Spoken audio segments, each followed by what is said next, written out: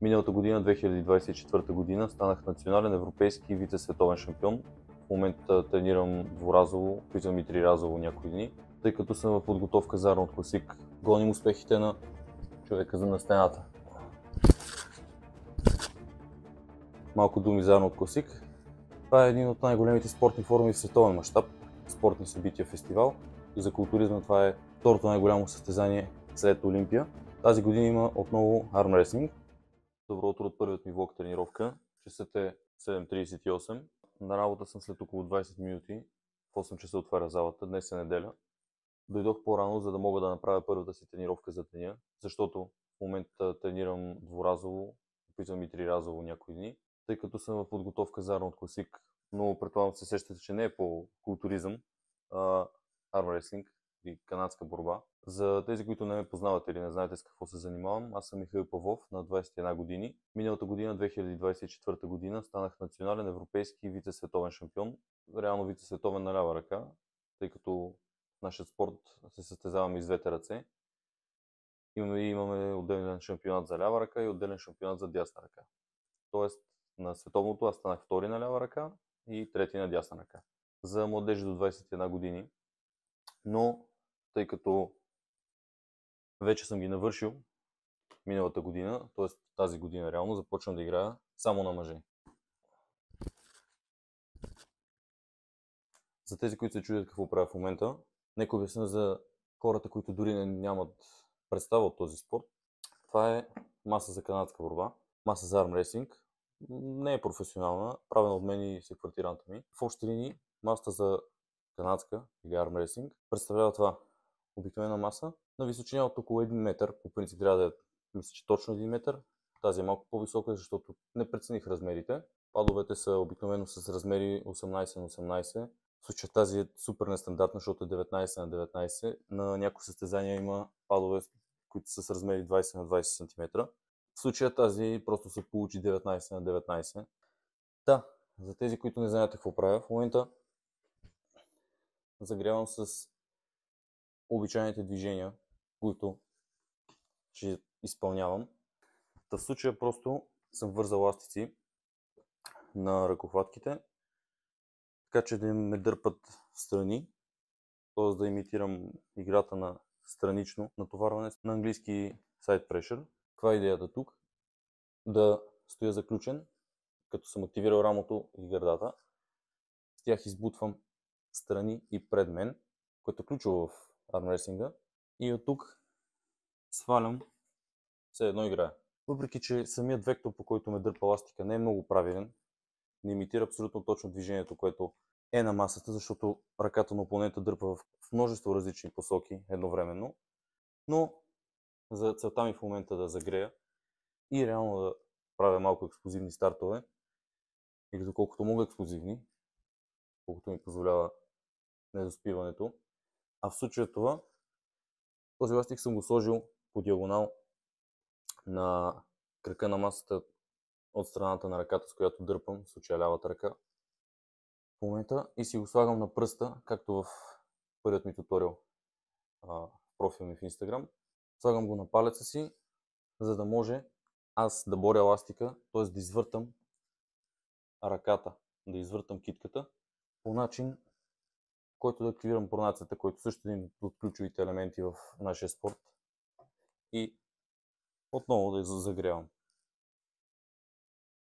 Като тук идеята е, освен самата пронация, което това извъртане, да вкарам пак малко странично, за да държа просто ластика пред мен. Да имитирам максимална игра. Реално какво правя сега, как ще протече тренировката ми, ще видя в каква кондиция съм в случая, но идеята е да тренирам старт, т.е. да тръгвам максимално бързо, по максимално кратък път и максимално правилно да изпълнявам движението, което ще изпълнявам и на масата, за да оттренирам резкият старт. Тъй като за незапознатите със спорта ни, идеята на състезанието по армрестлинг е, когато застанеш на масата, хванеш с установите захват с опонента, има двама съдии от двете страни на масата, нагласят захвата ви и когато всичко е точно, т.е. няма нито един от състезателите няма превес в позицията в ръката, поне в перфектният случай, но все пак хората са несъвършени същества и често се случва понякога съдията да не отсъжда по възможно най-безпристрастният начин. Страдал съм аз от това, но такъв е живота. Когато съдията нагласи двата опонента, китките трябва да са прави, без никой да е свил китка, без да е навъртян захвата, т.е. по този начин и няколко други компонента. Съдията маха ръцете си от ръцете на състезателите и казва фразата Ready Go. На теория трябва да се тръгне на Go, но в случая, там където отивам, Arnold Classic в Америка, ще игра основно с американци. Американците не стартират на Go, както трябва да бъде. Американците масово тръгват фал старт, т.е. реално преди рефера, съдята да е довършил фразата Ready Go. Трудното е това да хванеш старта на американец. Защото ако стартираш на Go по правилния начин, вече си закъснял и зависи как играеш от вече губеща позиция. За да избегна това, както говорих с треньора ми Янисов Илиев, както ми каза да тренирам, идеята е да развия рефлекса, да тръгвам по команда, да тръгвам по-бързо, максимално бързо. С ластиците имитирам реално тръгването по команда, само че командата си я давам аз. Тоест тренирам инервацията, когато реша да тръгна, наистина да тръгна, това е на теория. Но аз съм твърде бавен, което е огромен проблем, особено когато играя с американци. Защото, както ви казах, те масово тръгват, реално играят страшно нечестно. Какво правя аз? Заставам ластика така, че да ми бори пронацията. Другият ластик да ми бори средата, както обясних преди малко. Заставам в позиция за старт.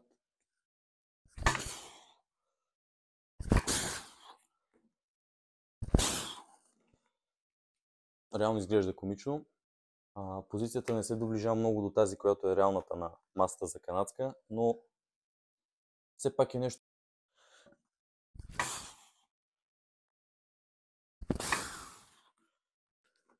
Друга грешка, която изпълнявам в момента, дигам си лакътите от подложката, за да не си го ударя отново. Последно, малко думи за Arnold Classic. Всъщност, това е един от най-големите спортни форуми в световен мащаб. Спортни събития, фестивал. Там има както стронгмен състезания, знаем, за културизма това е второто най-голямо състезание след Олимпия. И тази година има отново армрестлинг, като благодарение на Пламен Димитров и Цветан Гашевски от Локо 96 и състезанието, което организираха в Горна Оряховица миналата година, ноември месец, Златен лъв, се класирах, т.е.